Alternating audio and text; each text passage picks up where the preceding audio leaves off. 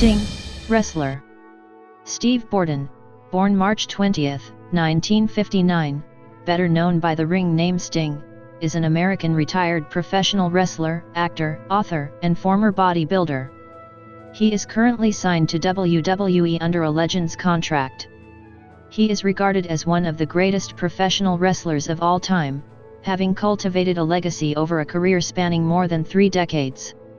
Sting is widely known for his time spent as the public face of 2 major American professional wrestling promotions, the now-defunct World Championship Wrestling, WCW, which displaced the World Wrestling Federation, WWF, now WWE, as the leading professional wrestling organization in the United States from 1995 to 1998, and Total Nonstop Action Wrestling, TNA.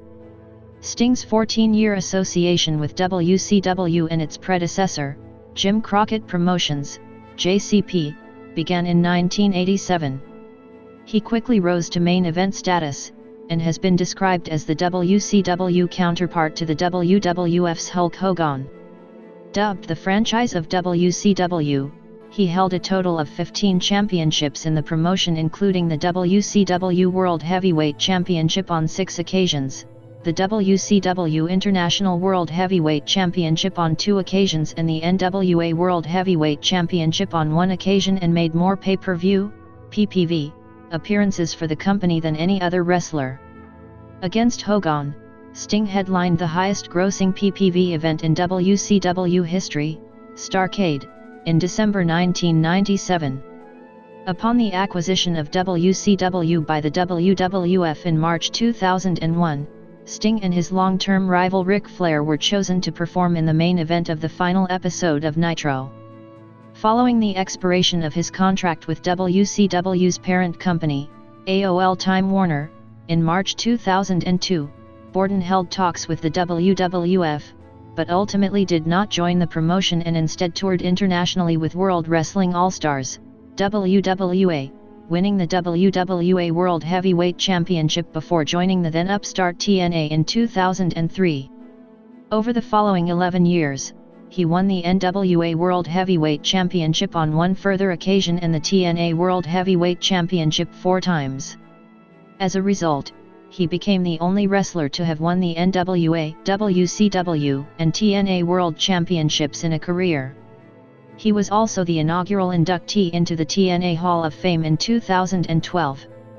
Previously described by WWE as the greatest wrestler never to have performed for that promotion, Sting finally joined the company in 2014, making his first appearance at Survivor Series and having his debut match at WrestleMania 31 the following year. His last ever professional wrestling match came at Night of Champions in September 2015, which also marked his sole WWE pay-per-view main event and WWE World Heavyweight Championship contest for the organization. Sting headlined the WWE Hall of Fame class of 2016 on April 2, where he announced his retirement. His induction renders him the first performer to be inducted into both the WWE and TNA Hall of Fame, as well as the second man to be inducted while an active WWE wrestler, after Ric Flair. Sting held 25 total championships throughout his career, including 21 between WCW and TNA. Readers of Pro Wrestling Illustrated named him Most Popular Wrestler of the Year on 4 occasions, a record he shares with John Cena. In 2016, Sting was inducted into the Wrestling Observer Newsletter Hall of Fame. Slam Sports wrote that he holds a lofty level of prestige that few will ever touch. Early life. Borden was born in Omaha, Nebraska, and raised in Southern California. He played competitive football and basketball in high school and later embarked on a career in bodybuilding, once owning a Gold's Gym Health Club. Borden had no interest in professional wrestling and no television access to it within his home community, but decided to pursue a career in the industry after being taken to an incredible World Wrestling Federation, WWF, event in Los Angeles where he saw Hulk Hogan, the Iron Sheik, the British Bulldogs, Andre the Giant and others perform. Professional wrestling career.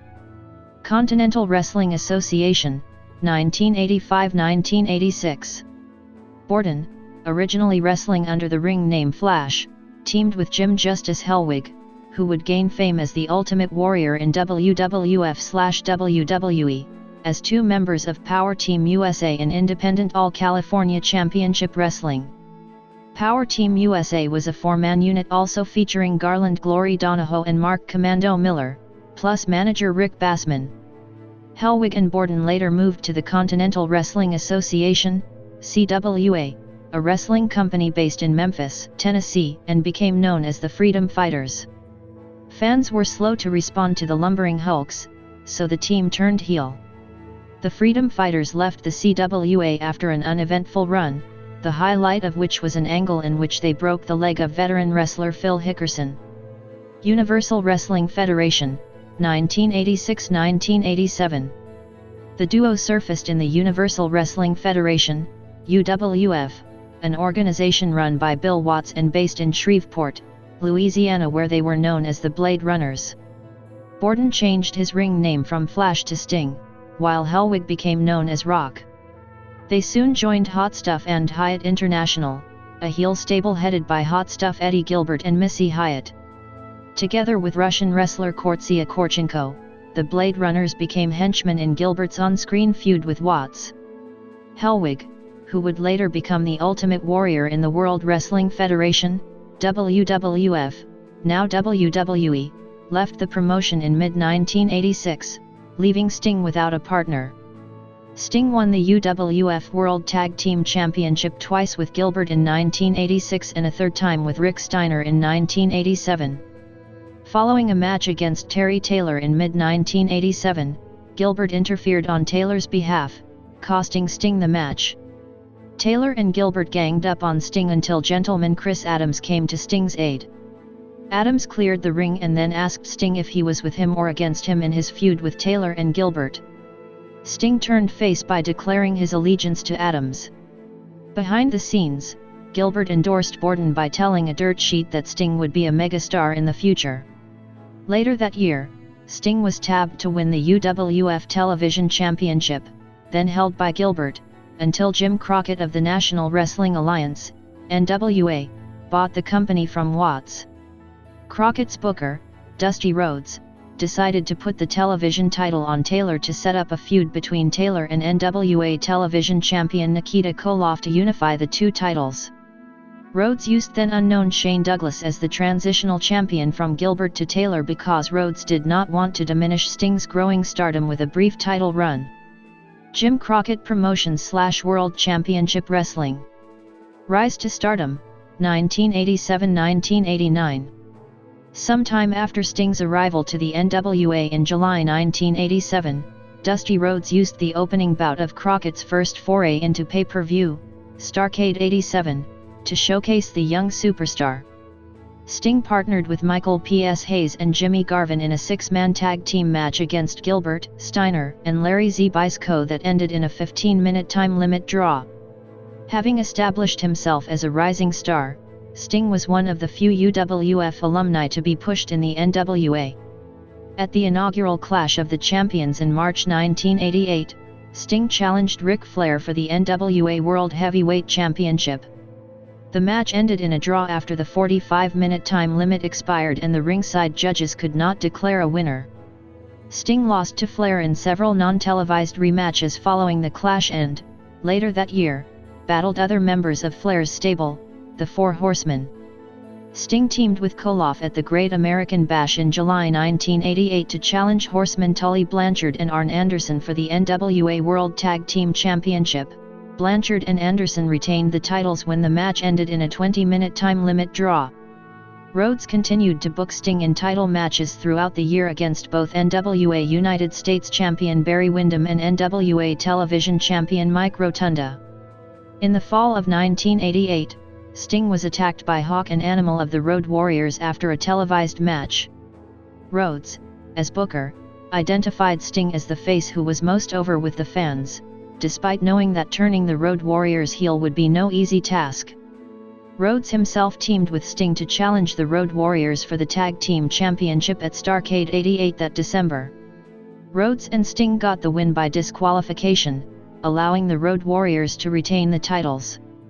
Sting returned to singles matches in 1989, starting the year off by wrestling Flair to a one-hour draw in Atlanta's Omni on New Year's Day.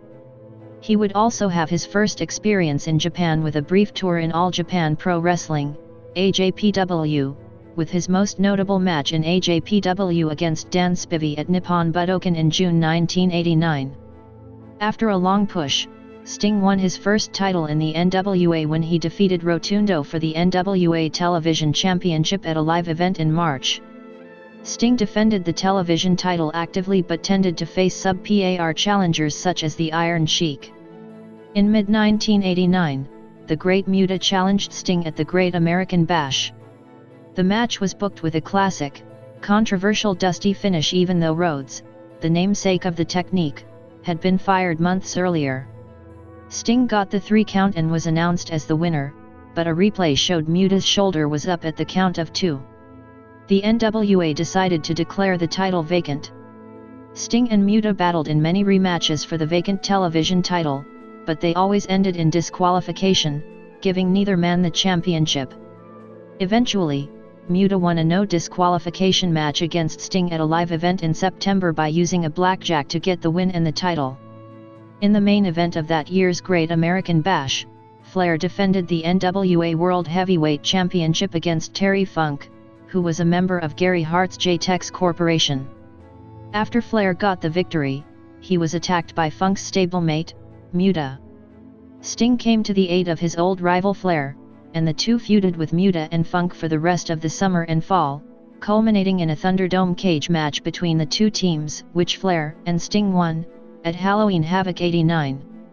The alliance with Flair resulted in Sting joining the newly reformed and now face Four Horsemen along with the Andersons, Arn, and Ole, Kayfabe cousins.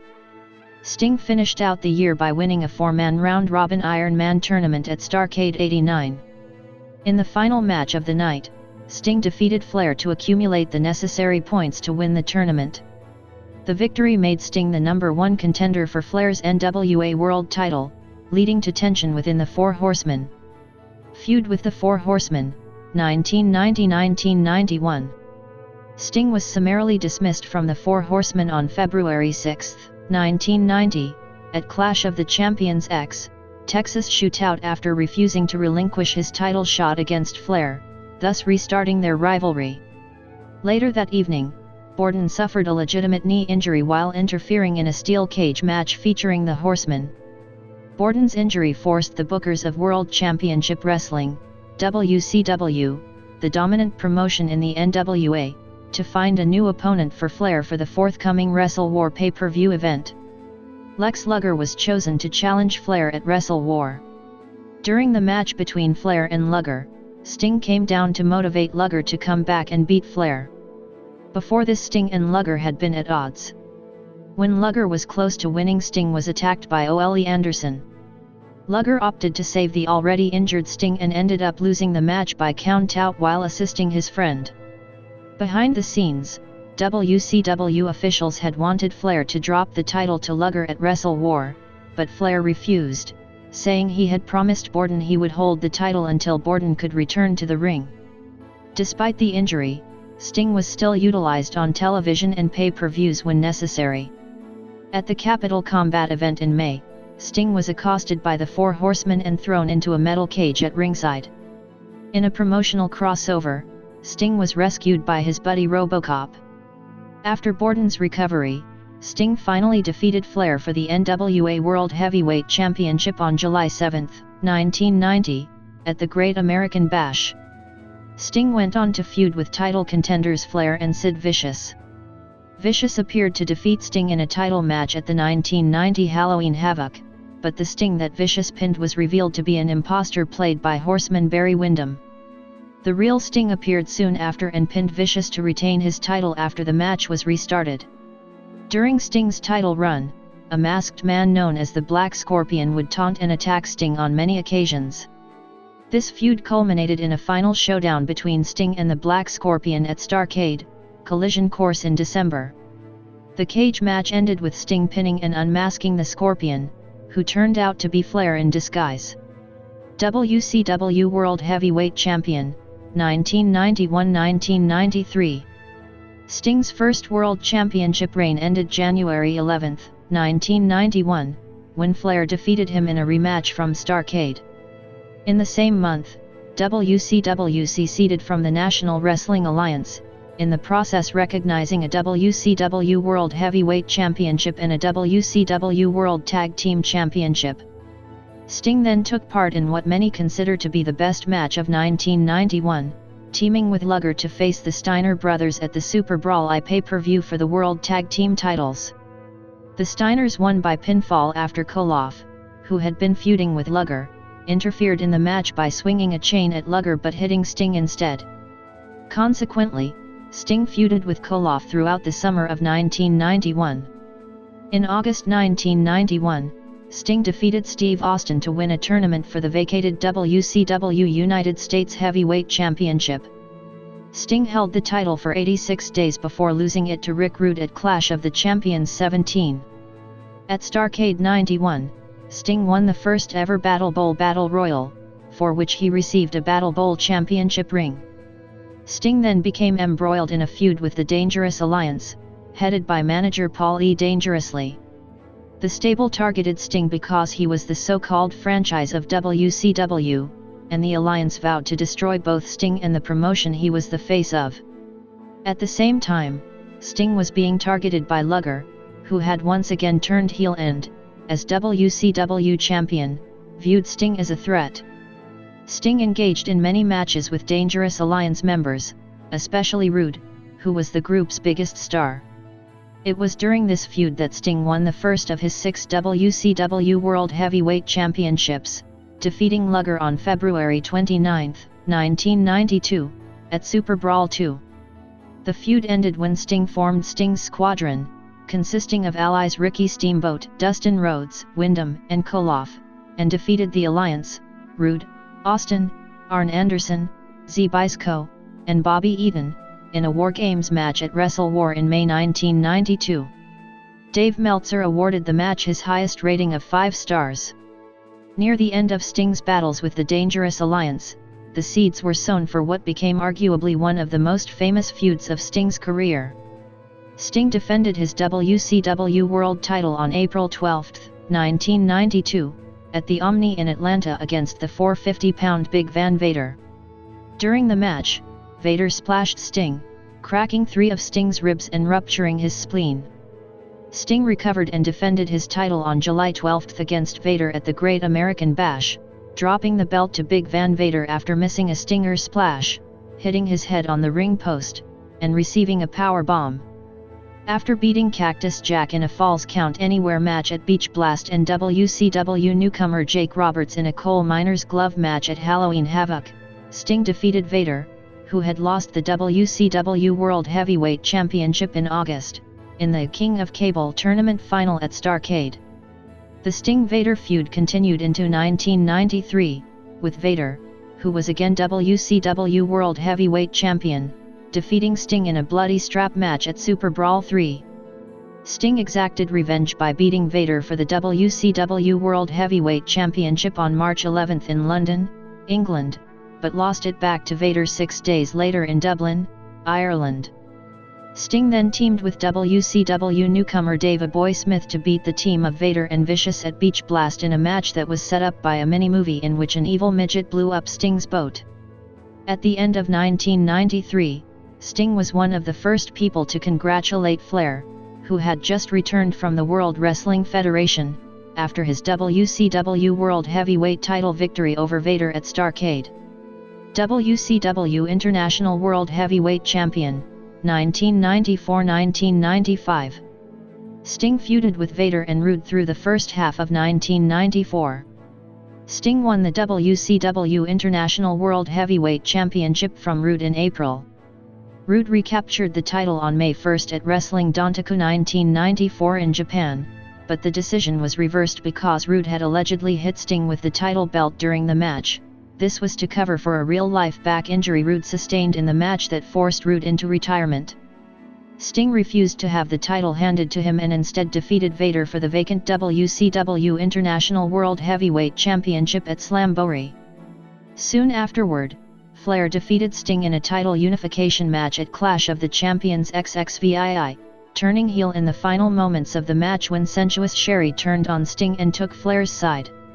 Sting spent the second half of 1994 and most of 1995 teaming with new arrival Hulk Hogan in his battles against Kevin Sullivan's Three Faces of Fear and its successor stable, the Dungeon of Doom. At the Great American Bash 1995, Sting defeated Meng to win another tournament for the WCW United States Championship. Sting defeated Meng in a rematch for the title at Bash at the Beach 1995. Sting was on the first ever Monday Nitro in a match where Flair defeated Sting by disqualification as a result of a run-in by Arn Anderson to attack Flair. At Fall Brawl, Sting teamed with Hogan, Luger, and Randy Savage to defeat the Dungeon of Doom, consisting of Kamala, Zodiac, Shark, and Meng, in the event's War Games match. In October 1995, Flair convinced Sting to team with him in a match against Anderson and Brian Pillman at Halloween Havoc. Anderson and Pillman had attacked Flair earlier in the night, rendering Flair unable to come out for the first part of the match. Sting fended off his opponents until Flair emerged. Later in the match, Flair turned on Sting and reformed the Four Horsemen with Anderson and Pillman, later adding Chris Benoit to fill out the group. Sting defeated Flair on a subsequent Nitro with the Scorpion Deathlock, refusing to let go until Luger persuaded him to do so. Sting defeated Flair again at the World War III pay-per-view. Later in the night, Sting competed in the World War III Battle Royal for the WCW World Heavyweight Championship, which was won by Savage. Sting's alliances with Hogan and Savage led the Horsemen to attack them as well. Sting's second U.S. title reign lasted until November 13, when he was defeated by Kensuke Sasaki in Japan. At Starrcade, Sting defeated Sasaki, representing New Japan Pro Wrestling, in a non-title match to win the World Cup of Wrestling for WCW. In the next match that night, Sting lost a triangle match involving Flair and Luger. Flair won by count-out to become #1 contender for the WCW World Heavyweight Championship, which Flair won from Savage in the next match. Feud with the New World Order, 1996-1998. Early in 1996, Sting's appearance started to change. He grew longer, darker hair, replacing his blonde flat-top haircut, and he often wore black tights with a multicolored scorpion, although he occasionally wore his colorful ones and maintained his colorful face paint. Sting teamed with his old friend Luger, who had returned to WCW from WWF in September 1995, despite Luger's standing as a heel. The duo beat Harlem Heat for the WCW World Tag Team Championship on the January 22 edition of Nitro. The team often retained the championship as a result of Luger's cheating tactics, to which Sting remained oblivious. When Luger was temporarily unavailable for WCW Uncensored in March, Harlem Heat member Booker T teamed up with Sting to successfully prevent the title from changing hands. Sting and Booker T developed a mutual respect that showed itself when Sting and Luger granted Harlem Heat a rematch.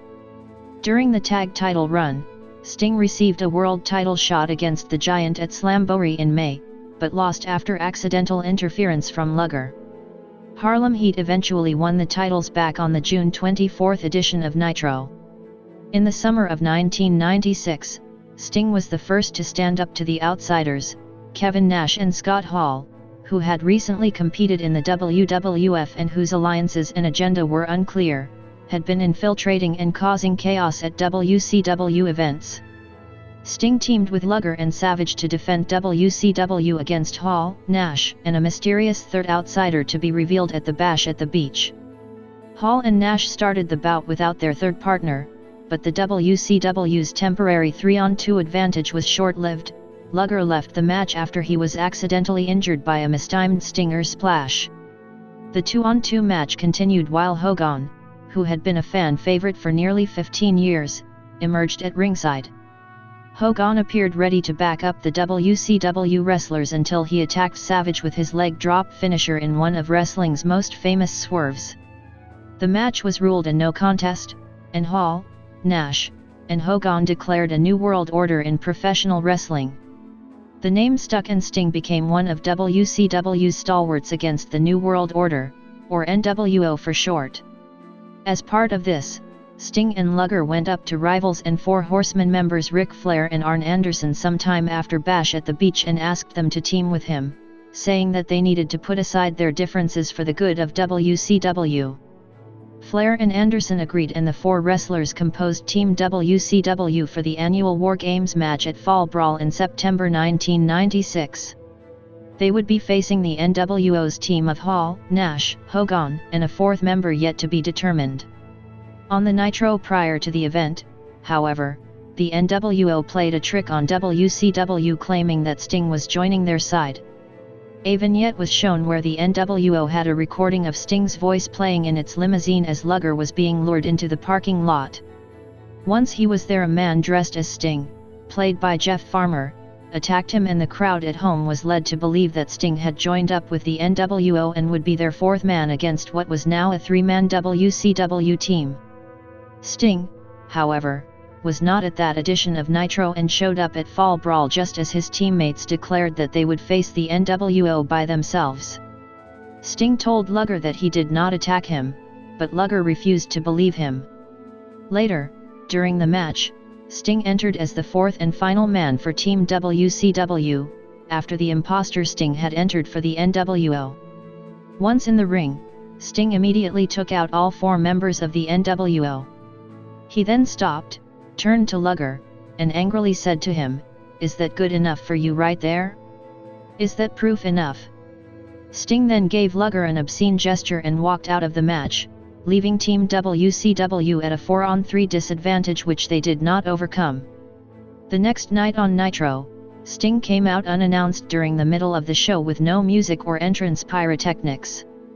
He entered the ring and, with his back turned to the camera side of the audience, launched into an angry tirade about what had transpired over the last week. Declaring he would be popping in from time to time afterwards, Sting threw the microphone down and left the ring. Days after the infamous promo, he was booked for shows in New Japan Pro Wrestling, to take part in the Japan/US Superstars tournament, where he defeated Masahiro Chono in the first round, but was eliminated in the second round by Shiro Kashinaka. His last match of 1996 took place on September 23 at the Yokohama Arena, where he and Lex Luger teamed up to defeat Arn Anderson and Steven Regal. It would end up being his last tour of Japan. On the October 21, 1996, edition of Nitro, Sting returned for the first time since the night after Fall Brawl. In a match where the imposter Sting was wrestling Mr. JL, Sting emerged wearing a trench coat and white face paint with black marks around his eyes. He went in the ring and attacked NWO Sting, who was still imitating Sting's old mannerisms at this point, with his new finisher, the Scorpion Death Drop inverted DDT, 2 jumping elbow drops, a Stinger Splash and a Scorpion Deathlock while the rest of the NWO came to ringside. Rather than intervene, they simply stood by and watched.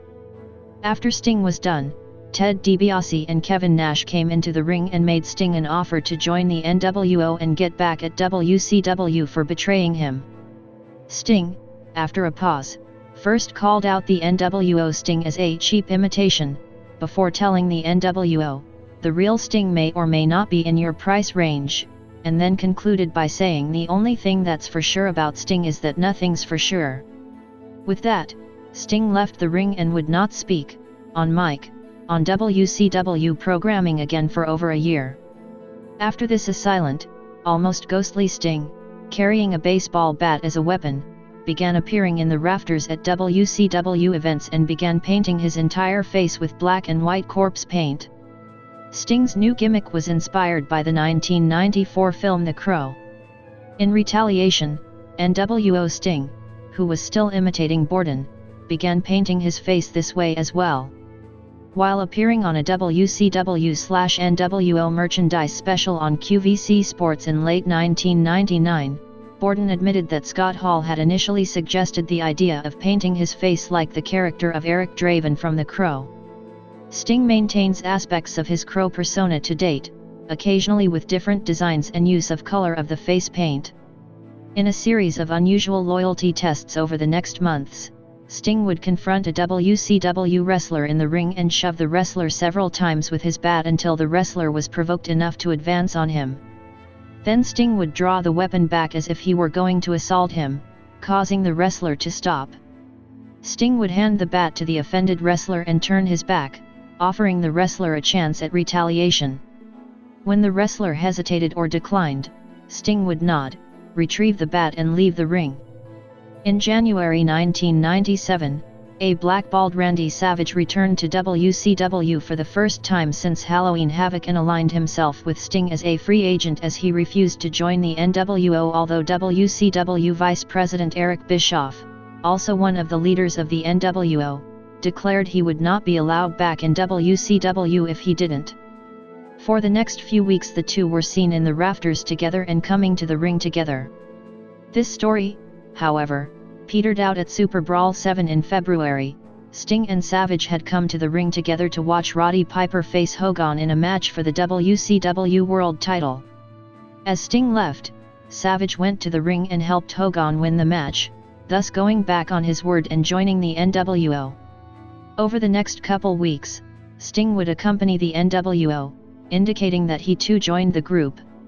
However, at WCW Uncensored in March 1997, as the NWO celebrated a victory in the main event Battle Royal which guaranteed them title shots whenever they desired with their newest recruit, Chicago Bulls NBA star Dennis Rodman, Sting rappelled from the roof of the arena on a vertical zip line. When Hall and Nash went to approach him, Sting attacked them and Randy Savage when he tried to intervene, revealing his allegiance to WCW. In subsequent weeks, Sting frequently rappelled from the rafters or came up through the ring to attack unsuspecting NWO members, came to the aid of wrestlers once subjected to his loyalty test as they battled the NWO, and employed decoy stings to play mind games with the NWO during the closing segments of Nitro. Sting's appearances to fight the NWO at the end of almost every Nitro helped WCW keep and widen its television ratings advantage over the WWF's Monday Night Raw throughout the summer. On-screen WCW Commissioner James J. Dillon tried many times to get Sting to return to wrestling by making contracts to fight various NWO members. Sting, however, did not accept any of the contracts, often tearing them up in Dillon's face. A confused Dillon then asked Sting who he wanted on one edition of Nitro, and Sting went out to ringside, picked up a fan's sign, and pointed out one name on it, Hogan. Eventually Sting got his wish and he and Hogan finally met in December at Starrcade for the WCW World Heavyweight Championship. The finish of the match was supposed to echo the Montreal Screwjob finish that the WWF had used to double-cross Bret Hart just 1 month earlier at their annual Survivor Series event. Nick Patrick, the referee for the contest, was supposed to execute a fast count on Sting while Hart, whose signing with WCW was the linchpin for the Montreal Screwjob, would come out to protest the decision and, since he had already served as the guest referee for the match between Larry Zbysko and Eric Bischoff earlier that evening, order the match to be restarted and Sting would emerge victorious by forcing Hogan to submit to the Scorpion Deathlock.